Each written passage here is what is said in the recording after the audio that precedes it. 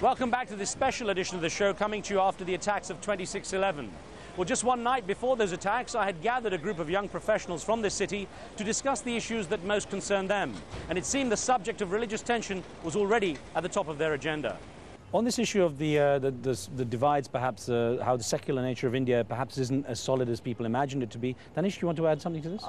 Yes, I just want to say that I guess there is that kind of people, the middle class people, who show that they are very broad-minded, but underneath it all, they do have that sense that, okay, you are a Muslim, I am a Hindu, Absolutely. You are a Christian. Because I've had parents who come up to me and say, please don't give any Muslims admission. And then when I tell them I am a Muslim, they are embarrassed about it.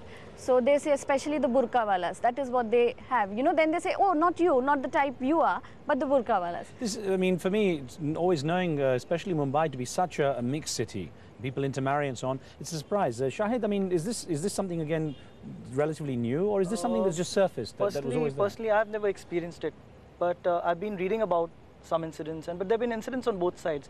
To take back on the religious divide, the infrastructure, the civic sense, the root cause is a lack of education. There's a lack of awareness. Awareness at the grassroots level. Whose responsibility is it to do something about this? It starts with us. I mean, yeah, it starts with us. I mean, I've grown up in South Bombay. I'm not categorizing or anything, but I've grown up in South Bombay, and till I heard about the riots when I was a kid, till I met more and more people from the suburbs, met more and more people from out of the areas I grew up in, I had no idea of these religious divides. I knew there were various religions, I studied about all of them, and personally, I don't believe that much in religion. I believe in God, but I don't believe that much in religion. So I haven't grown up like that, and I fail to see why everyone else must differ on these issues. Yeah, but that again is like idea and form.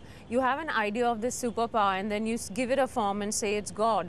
So to a Muslim, it's Allah. To an Indian, it's to a Hindu, it's Lord Shiva or Krishna.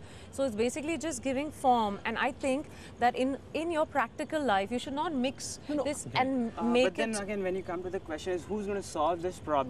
What I see is there are political parties in India who are taking up the causes that probably don't matter to the people. They appeal to the religious sentiments. So basically politics is really latching onto religion. Is that what you're saying? Absolutely. Yes, divide and rule is the world's oldest weapon.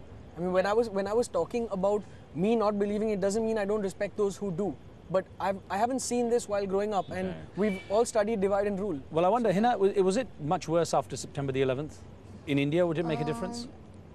Well, definitely it made a difference, but you know, I mean, that was not a major cause. It is since quite a long time, you know, the riots which we had in December. I mean, after that it was a major, drawback for both the caste. You can say the Hindus and Muslims, and actually the political party plays a major role on this. They should do something about it. Instead of discriminating this, they should stop it, They should, make a point. Is there anything among the children that you see in school you see that there may be some more integration, or are the parents conditioning their children also to live this divide? I think they are conditioning their children too.